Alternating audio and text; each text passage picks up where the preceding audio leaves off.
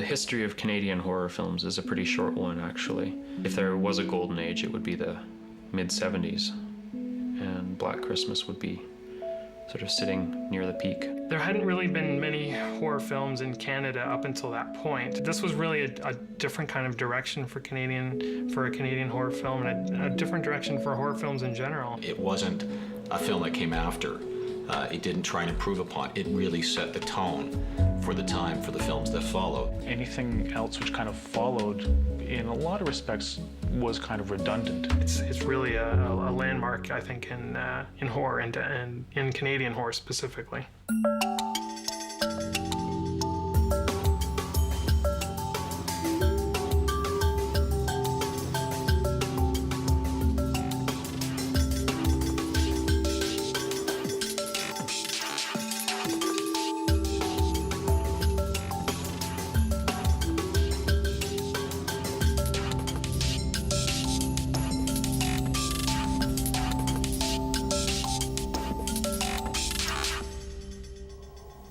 The killer hiding in the sorority house may be a present-day cliché, but in Bob Clark's seminal work Black Christmas, the events of one holiday season set the table for numerous imitators.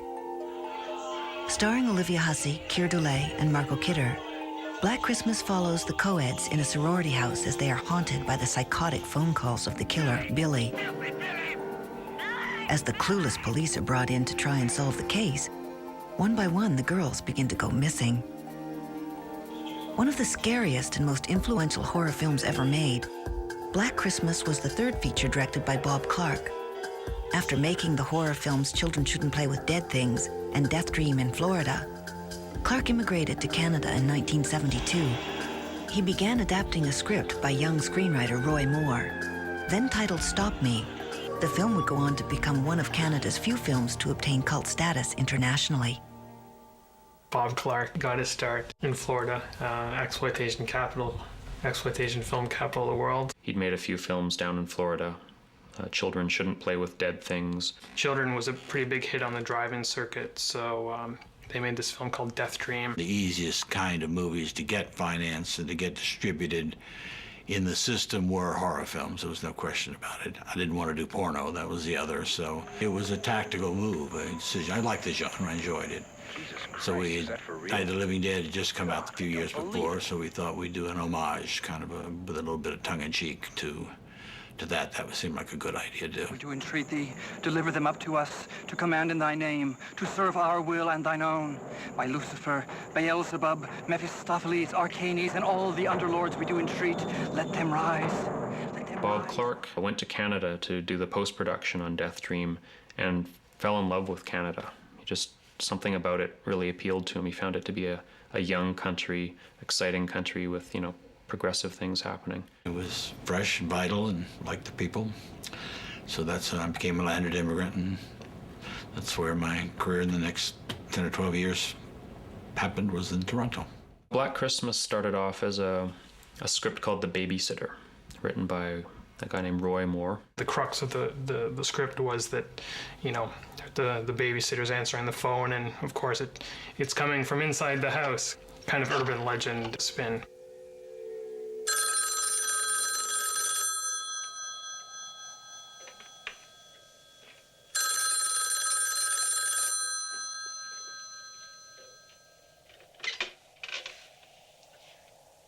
Hello? That turned into a script called Stop Me. Moore, hoping to make the film, just sent out hundreds of copies of the script to every production house they could find. The script got to a company called Vision 4, which Bob Clark was a part of. The Babysitter probably as a script wasn't the most original idea, but I think Clark really took it and made enough changes to it that it really came out something quite different. They rewrote it as a sorority house story rather than a babysitter story to get the kids out of it. It was too violent for my taste. It was more of a slasher film when I first got it. I really wanted to emphasize the adultness of college students, their humor, their playfulness. To date, I didn't think college or high school students had ever been done with any sense of reality in American film. College students, even in 1974, are astute people. They're not fools. They're not. It's not all bikini beach blanket bingo. Bob Clark added a lot of humor to the story. He added the Margot Kidder character's sort of, hilarious, drunken, foul-mouthed lines. Did you know, this is a very little-known fact, but did you know that there's a certain species of turtle that... There's a certain species of turtle that can screw for 3 days without stopping. And the character of the house mother, Mrs. Mack, is based on Bob Clark's aunt, who hid bottles of booze around the house. She was based on my Aunt Mabel, the drinking part only. My Aunt Mabel was not nearly as goofy as our house mother.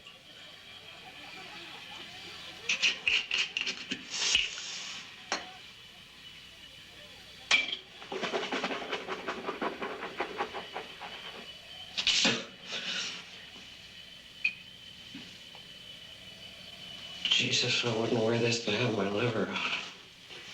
The truth is, in Black Christmas, I probably rewrote half the script. When Roy finally saw the film, he actually extremely improved of it. He didn't want to go along with the idea of never seeing the killer, but eventually he bought into that too. The CFTC had just been formed a few years ago, and we're starting to give out money in the form of loans to get films made, which was a very kind of unique thing in our history. The whole budget of Black Christmas was $671,000. That was like monumental to me.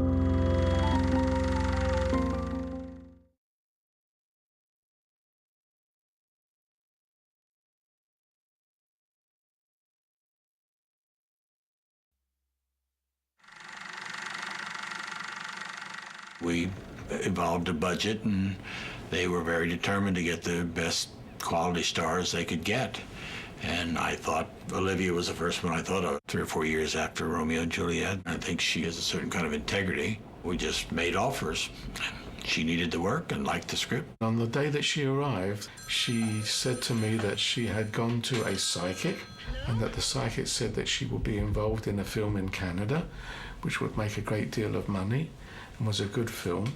And she told me about this, and I said, I hope that what you tell me is true, that I hope that it will make a great deal of money. Thought I got no chance to get Cure de Lay's 3 or 4 years off 2001. His career was still going strongly. The offer came into my agent, and of course I knew Olivia Hussey. I didn't know her personally, but I knew her work, and it seemed like a reasonably okay thing to do. When we were making this film, I think from the time that I read the script, I knew that we had something very good. Casting of Black Christmas in the end was kind of perfect, although it's not what it was intended to be at first. Betty Davis was the very first choice for the Den Mother, and she decided not to do the film, so Miriam got the job. Marion Waldman was a very interesting one casting, because Marion was basically a writer and had been a stage actress. And I knew her mainly because she had an office down the hall from me, and I had seen her work on stage. Future SCTV icon Andrea Martin was cast for the part of Phyllis after comedian Gilda Radner had to withdraw from the project. Gilda was already cast in the part that Andrea Martin took over, because Gilda got Saturday Night Live like a month before we started filming. Margot Kidder had been in Sisters the previous year, which is a great film. It hadn't made her famous exactly. She wasn't Lois Lane yet. Margot was wonderful. Crazy as a bedbug, but by the time we built up Olivia Huss's Cure de Lay, we were getting some pretty good class. So I think everyone started to come out of the woodwork, and Margot was certainly emerging as one of the original talents. And Canadian, of course. I was attracted to her because she was wild and out of control, and not the conventional leading lady, which was always the boring part. I remember when I did my homework back in the hotel on this one, and I can almost see the hotel room, the idea was, how far can I push this, rather than, whoops, that's not very safe. And Bob encouraged that. Doug McGrath, obviously, from Going Down the Road. One of his probably most recognized appearances in a Canadian film besides that, and playing a dullard cop who has difficulty understanding phone exchanges. I'd seen Doug. I knew I wanted him. He was cast without reading, I think. What's this? Well, that's the number at the sorority house. Bob Clark knew who I was because of Going Down the Road. And he thought it would be wonderful, you know, if I would do it, you know, and he didn't know, but I was extremely happy to do it.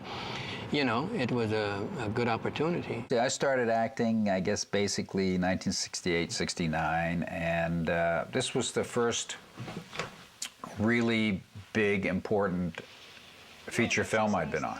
There wasn't many films being done, and you know, you could wake up on the first of the month, and I remember ACTRA used to have a phone, and you could phone that number and find out what was happening, and you phone and find out, and there's nothing happening. The part I was auditioning for, which I eventually played, was so small in terms of having any kind of scenes or anything that he asked me to read the part that Keir DeLay eventually played. And I read it, and when I finished, Bob kind of looked away and, you know, looked to the sky, and, you know, I can do it better. I can do it better. And he said, no. He says, I just don't understand why I didn't see you for that role. It's said, it's almost axiomatic in the business, the script is everything. That's not true. The script is not everything. The actors are everything. And I can defend that. I've defended it with people who were passionate when I first said it, because I say one thing: give me a great script and give me 6 mediocre actors, I'll give you very likely a mediocre film. Give me a mediocre script and 6 great actors, I can give you a great film, and so can any other decent director. So while the script, of course, is incredibly important, the actors are equally important. Arguably, the most important character in the film turned out to be the now infamous house, which was discovered on a Toronto side street after a long and exhaustive search. That house is a character in the film. That house is, it is such a presence. The horror film in general has a long history of creepy houses. You know, the house is often a character in a horror movie. The Psycho house, the house in The Haunting, there's a movie called The Old Dark House. And Black Christmas continues that tradition. There was a very clear, strong vision that Bob had about what this picture was going to be from the very beginning. And that's very good, because when that's the case, there's something there for people to work against, to make decisions with. I saw this little driveway and little private house. I had no right to do what I did, I guess, but I pulled in there, and that was it. That was the house I had to have. The people were very agreeable, kind of tickled pink at the idea. And inside, as a matter of fact, it was in fact a studio, and it was off by itself, well off the street. It's got the film geography that the story needs, but more importantly, it's got the character. You stood on that little cul-de-sac road and looked at that house, and you knew there was something very creepy possible in there. We took that element and emphasized it very strongly in the picture.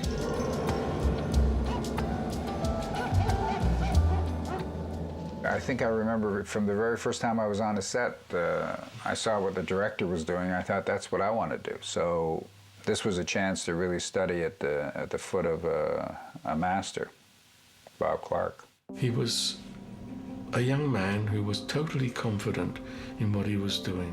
When Bob came on to Black Christmas, I got a big kick out of him because he came in with like Rolodex cards every morning, which had the scene numbers written down and the shots that he wanted to do that day. And he was very organized, and I remember him always shuffling them around and what have you, but I mean, he had a definite plan. I do map out each shot. Shot 1, shot 2 has a little card, 8x10 card, with the actors numbered, and the camera is a V, and I won't do a movie till I've seen my sets, till I've seen my locations, and I've rehearsed with my actors. He had planned everything very, very carefully, storyboard, everything. And the moment he got on the set and described the shot to me, I understood exactly what I thought he needed and what the scene needed and how it was going to be filmed. In order to maximize my quality, I had to minimize my waste.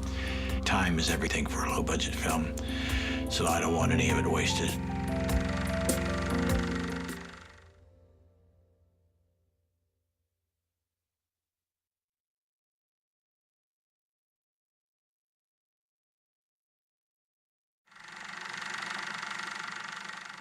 Bob wanted Edmund O'Brien, the Oscar-winning actor, to play the detective.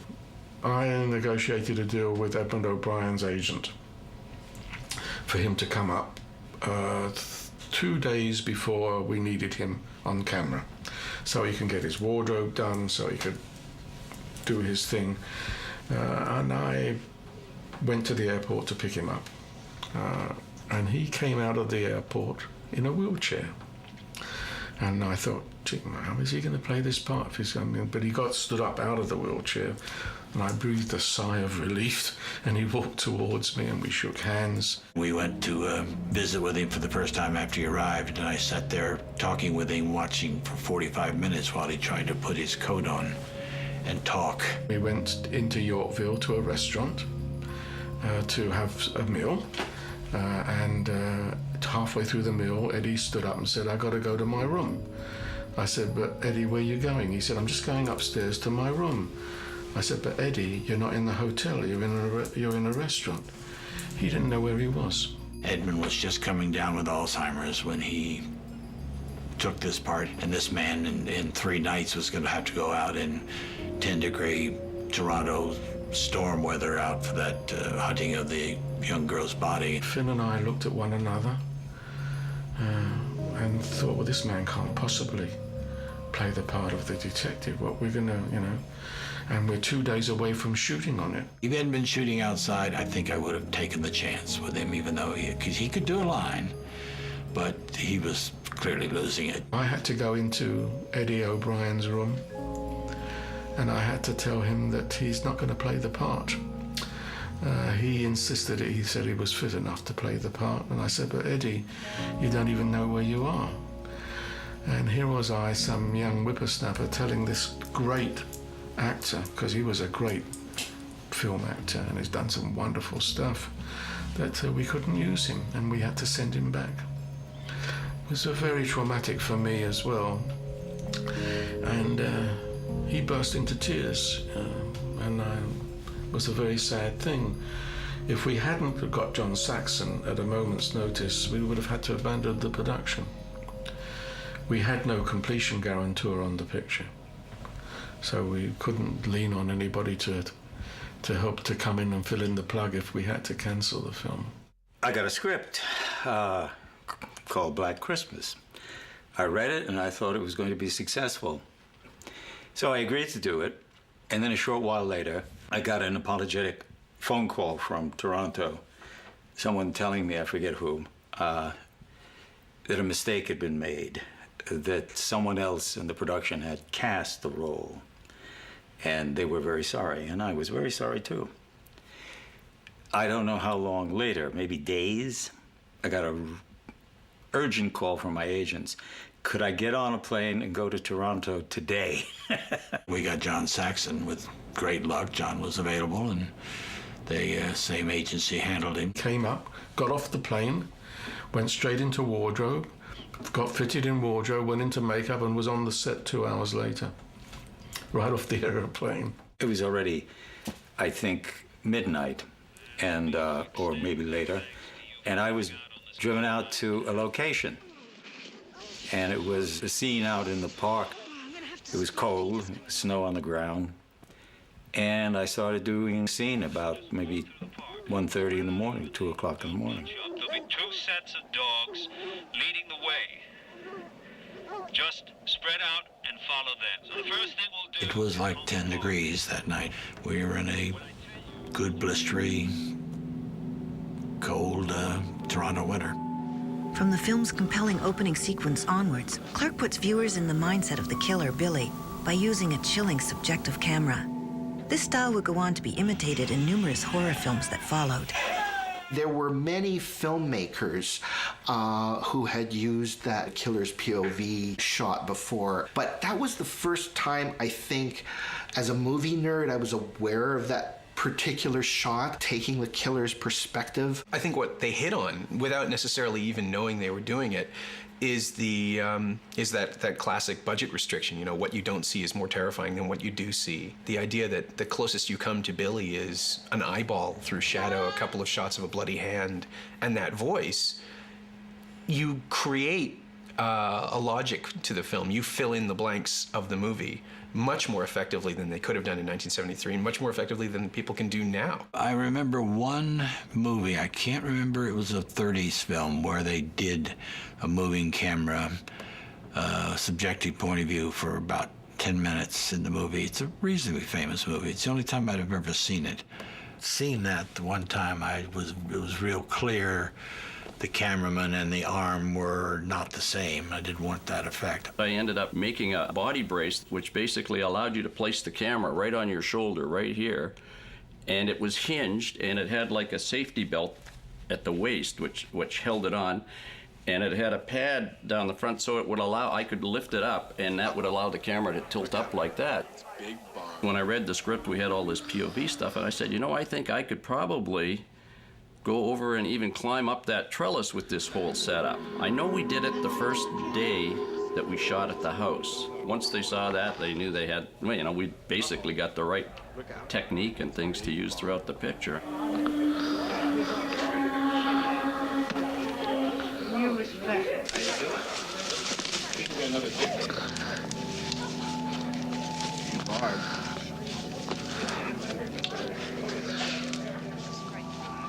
Bob wanted to keep the audience on the edge of their seat. I don't think you ever wanted to really see who the killer was, which was the whole point of that. I mean, you only saw his shadow come in. At the very beginning, you see sort of the shadow of the head and that come in at the house, but you never, ever saw who it was.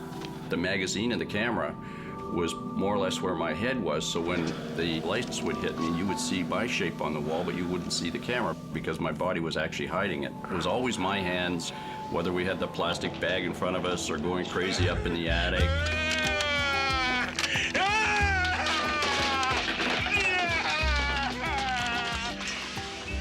This movie, I wanted a sense of we were being circled all the time. The camera, subjectively and objectively, was circling and closing in and filling in the spaces. And it's hard to do on a $400,000 movie. He set it up where you actually see through the killer's eyes for most of the beginning of the film, that by the last half, he's then switching. Bob's able to utilize some of those techniques because then you're not sure later in the film whether you're looking through the killer's eyes or you're looking through the camera's eyes. But only for a moment.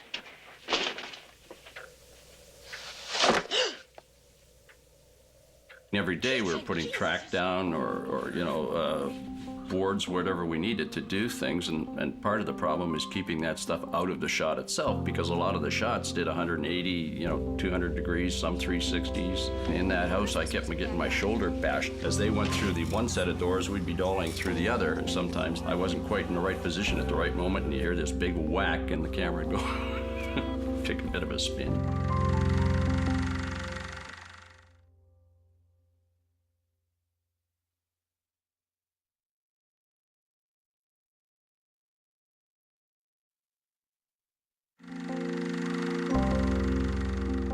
The shooting of Black Christmas took place in Toronto in the winter of 1973-74. Though the budget was tight, there was a general atmosphere of fun and enthusiasm on the shoot. I remember being picked up every morning, and Olivia would already be in the car. And I usually was disheveled and often slightly hungover. Olivia was very straight to me in those days. I remember trying to make her laugh, and I don't think I always succeeded. She was determined that she was going to marry Paul McCartney, and that was the height of Beatles stuff. And I thought she knew Paul McCartney, but she didn't, but she decided she was going to marry him. We were filming one of the girls dying, and she was in a rocking chair, and they had me get a clear dry cleaning bag to put over her face after he kills her. And she's rocking back and forth, and the cat jumped on the chair on its own and started licking her mouth. You go out there, something walks, cat runs across the set, something happens that you, oh my God, I've got to take advantage of that. It's really frightening that this cat is trying to bring back his dead owner. The snow technology wasn't then what it is today. And we ended up with a kind of foam that they used at the airport if they had planes coming in that lost their landing gears. We had to have fire trucks. They had to hook up to hydrants, and they put these great nozzles on the bottom of the fire hose and blew this stuff everywhere. And so you're sort of dependent on a fireman to know where you want the snow to go, first of all. And don't put it on the side of the house because it takes forever to get it off. The first day of a shoot at the house, we in fact did get some real snow the night before. And I remember being up there at like, I don't know, 5 o'clock in the morning to make sure that nobody arrived and went tramping across this snow. The house mother, they decided that the way her death was going to be was on a meat hook, which is not glamorous. But of course, you have to have a harness on to be hung up so that the weight is on your back. A guy came from New York, came for about 15 minutes, handed me a lot of straps and said, here's the harness, gotta go. And I'm looking at this. I have no idea what to do with this. So I asked the second AD if he would mind that I use him. So he took off his pants, which is not something I asked him to do, but often I will say, you know, have Debbie take your clothes off, and everybody does. So he probably did too. And I strapped him up to see how it would work, and obviously it did.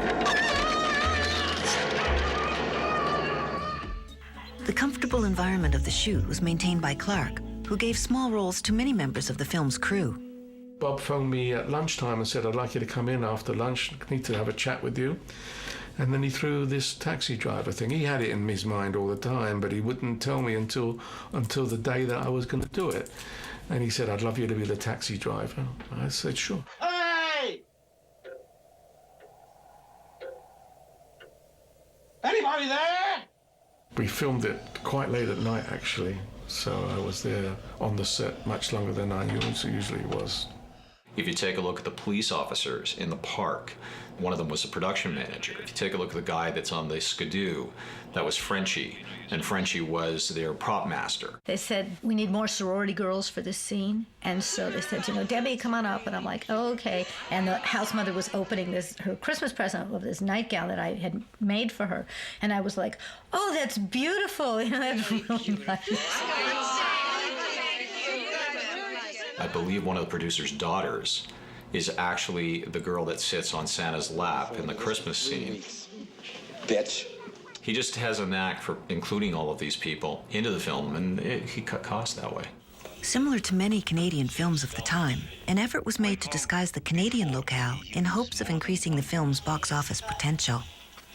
Using the American flag in Black Christmas is classic Canadian low self-esteem. It was the done thing at the time to sort of make it seem like it was in America. Anytime a Canadian producer was trying to make a film, they realized that their financial potential would be greater if it was able to travel well. They would camouflage the Canadian locale to kind of prove that, yeah, this is America, this isn't Canada. They felt they'd be restricting the scope of the movie if they made it in Toronto. It clearly takes place in Canada. I mean, there's a king can of 50 being drunk by Margot Kidder at one point. There is a hockey game. There are snowmobilers. Canadians are definitely going to recognize locations there. University of Toronto is largely featured. Knowing that it's Canadian, you see those things, they kind of leap out at you. Those are kind of Canadian cinematic totems, as it were. It made movies seem possible somehow because it was made in a place that I was at least somewhat familiar with. Unlike the slasher films that would follow, such as the Texas Chainsaw Massacre, Black Christmas contains few shots of blood and gore. It isn't really that interested in the killing itself. It's kind of, it is sort of oddly sedate and almost kind of chaste about the actual violence. People have pointed out I don't pay off. I don't cut to Andrea Martin going, she sees it, and we cut. You don't even see Olivia doing Kier. There's a complexity to the movie. It's not just a movie to scare people. The one with Margot is the only one that is actually a killing. I fought very hard to find a way to make that suggestively and poetically violent. It's me, Billy. It's all right. I think Bob was very strong in his ability to understand what was frightening to people. He took the kids, put them on the front steps singing a Christmas carol while somebody's being murdered upstairs. That juxtaposition was very important to it.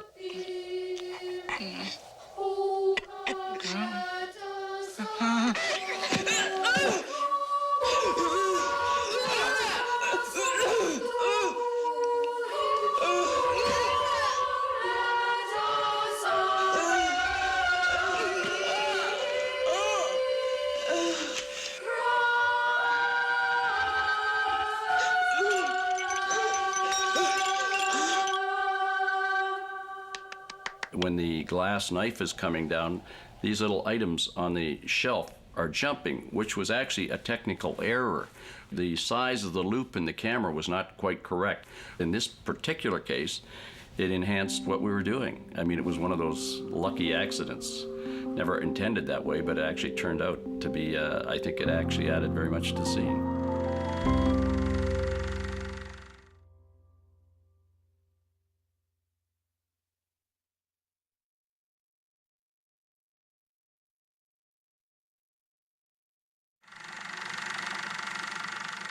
Even as a kid, one of the things that I loved about it was not only terrifying, but it was really funny, and it was really darkly humorous. I think my favorite shot in the movie is one where they're having that Christmas party for the disadvantaged kids, where Margot Kidder's letting some kid drink her wine. It's a bit late to head out now. I think the little bugger schnockered, son of a bitch. There's like a 15-minute long joke about fellatio in the film, which I think you wouldn't even see in a film today. Could you give me the number at the sorority house? Please. Yeah, sure. It's,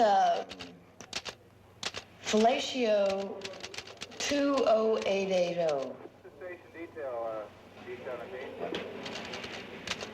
Fellatio. It's a new exchange, FE. It's a new one on me. How do you spell it?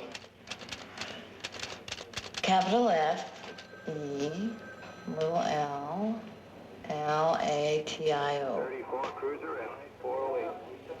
Thanks. Don't mention. One of the most memorable aspects of Black Christmas is the chilling phone calls of the killer Billy. The lewd, nonsensical calls make a strange reference to his sister Agnes and feature expletives that would make even today's censors blush. I was always stunned at the vulgarity of the movie. I hadn't realized just how early that was and how little debate it caused. There was almost no furor at all over the use of many, many ugly words. Using the C word, for instance, is always upsetting to see in a movie, and I think they're just kind of like it's sort of, you know, busting the taboo for the sake of it. We've re-released the film on 2 DVDs. I've given copies to people for them to take a look at and to watch. The comment that's come back from a couple of women was, did you redo the soundtrack of those phone calls? And I said, what are you talking about? They said, well, there's no way in the 70s they said those things that were coming out that phone.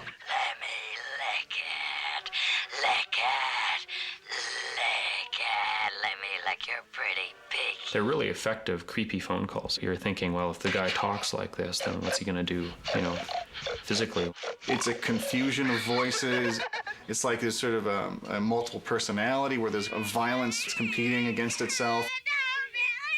I was a young actor here in Toronto, and I auditioned for Bob Clark. I sat in a chair in a couch and, you know, with my back to him so he could just listen to the sound of the voice and not look at me, and you know, and basically gave me the role right then and there.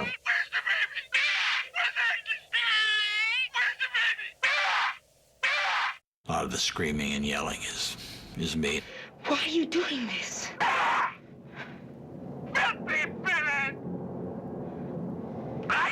I did the voice actually standing on my head to compress the thorax, to give it that kind of slightly weird and spooky sound. Agnes, it's me, Billy.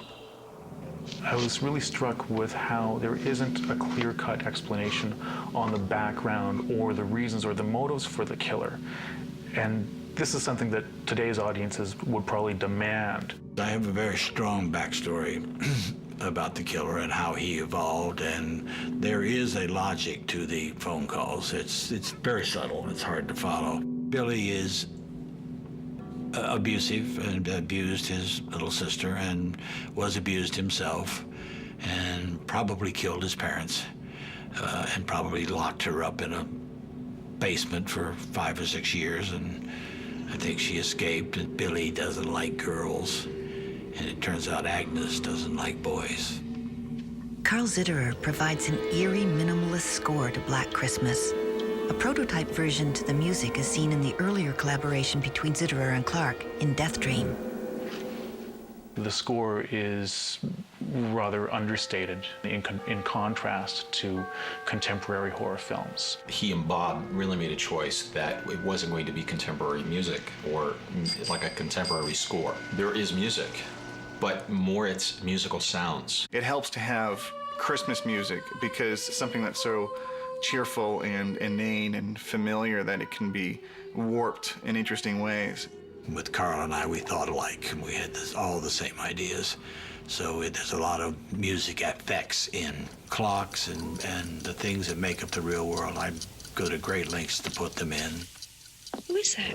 I just go out and listen and see what's there. And it brings a great deal of reality to a movie. There was a review in Cinema Canada that said that the film was misogynist. The reviewer may have a point, but in retrospect, it really is the least misogynist slasher film ever made. I mean, you know, your main character is not only pregnant, she's planning on having an abortion, which in an American slasher film would be a complete death wish. It would be the virgin who, of course, lasts to the end to, you know, battle the forces of evil with her purity. I don't think that the women are presented as victims. I mean, they're pretty resourceful and they take action, and it's really the men around them, you know, the cops who are pretty much inept and the boyfriends who are not very sensitive. So I think it was a little bit ahead of its time. It's still a little bit ahead of its time that way. I certainly intended to make these young ladies affirmative and intelligent with character. They're not giddy. There's not a giddy one amongst them. Olivia particularly, she's a hero. Some people criticize me, God, you know, these movies, they always run back in the house. She runs back into the house as a great act of courage. She gets the poker to save her friends. She makes a clear, heroic, and depth of character decision. Until the very end, the audience is left in limbo.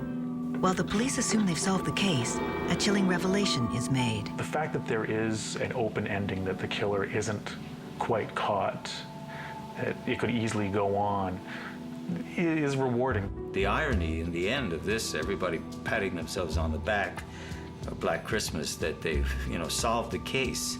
All the brains get together and determine that it's all finished, and it isn't. You crave some kind of justice, you crave some kind of explanation, and you don't get it. This is before we had the whole trend of sequels, where an audience would go see this film, there's an open ending, hey, they know in a year they're gonna see part 2, in a year they're gonna see part 3, etc., etc.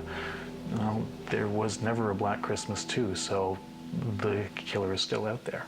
The very ending is cut up a bit, but I mean, that shot, you know, it took about 8 hours to light, and I think the shot lasted for over 5 minutes. And we did it 3 times and then went home. That was the day's work. But it started on a tight shot on Olivia in bed, and it came around seeing the people in the room and the camera holes and holes.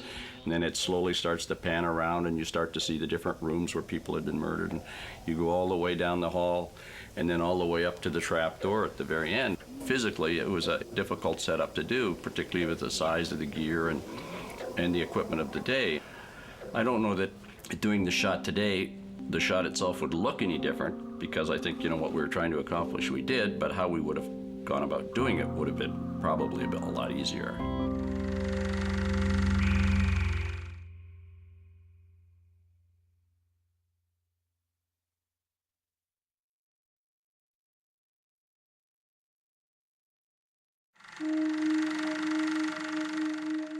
Released in the winter of 1974, Black Christmas went on to a very successful run in Canada, grossing the second highest box office of any Canadian film at the time.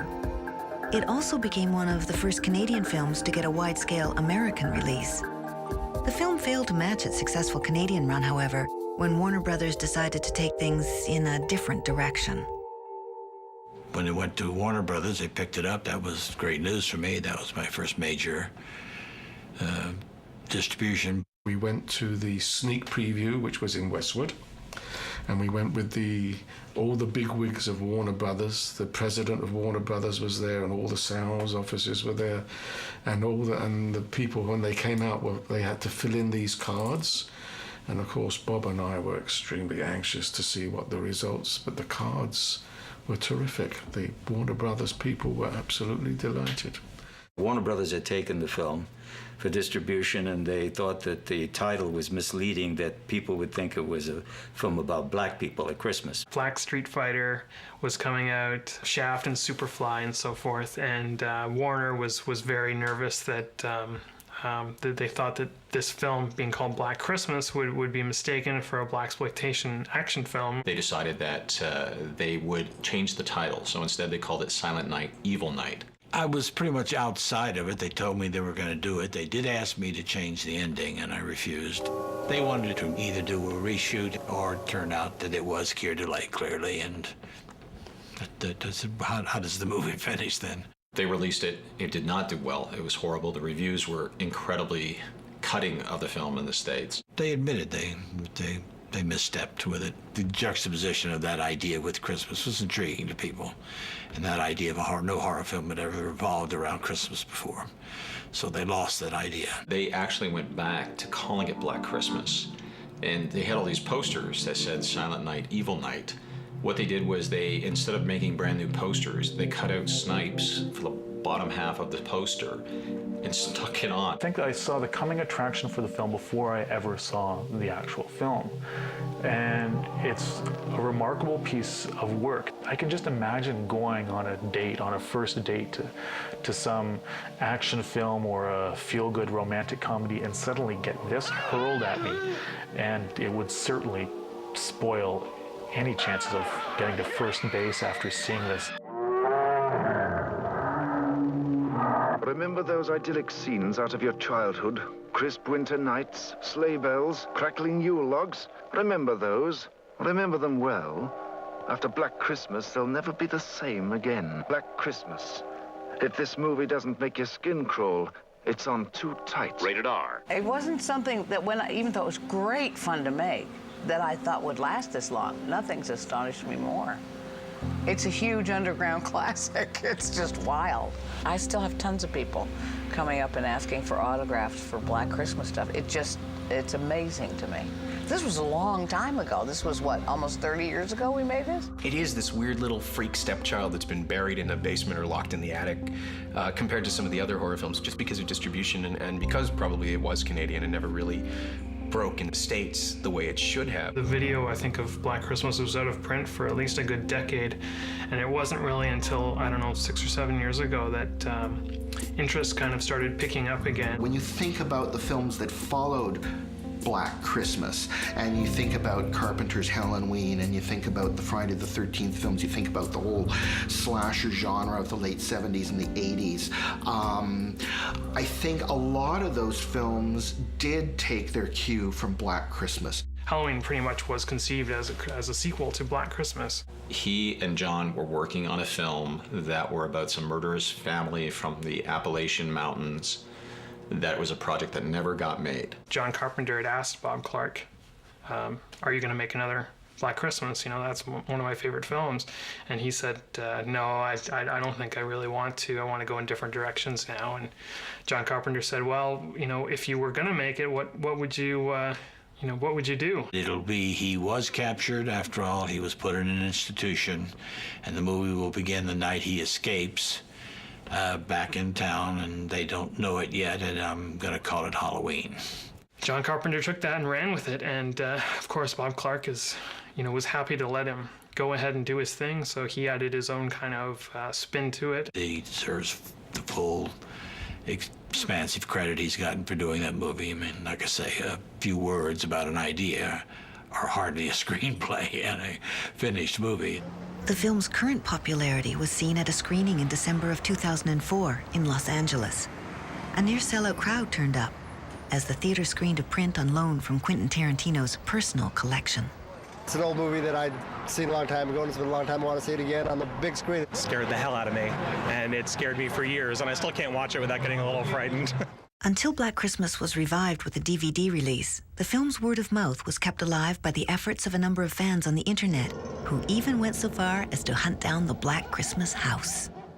It was weird after the movie to walk through the house and, see the closet where the first girl was murdered and put away with the plastic over her head.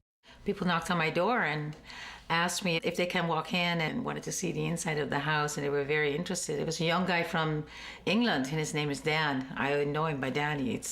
He became a very nice friend of mine, actually. And he was so fascinated with the movie, and this is his life. He came here on his honeymoon, and just to see the house and learn more about Black Christmas, and he put a wonderful website on, and very nice to meet him and to see people so enthusiastic about this movie. I realised that people hadn't seen this film, and that it just hadn't got the attention it deserved, and I felt that the only way I could do that, being just a small guy from England, was to put a website up. With the website, what I try and do is keep fans up to date on, on information like the screening of the new art, as well as providing a kind of multimedia gallery for people, sort of images and sounds and things like that. Just trying to recreate the experience of watching Black Christmas.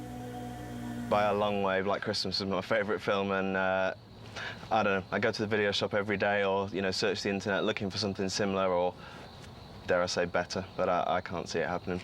I decided to build a website on the internet in late 1996 to really display my Black Christmas paintings. Watching the videotape, it ignited this inspiration in me to explore a painting or two of the house itself.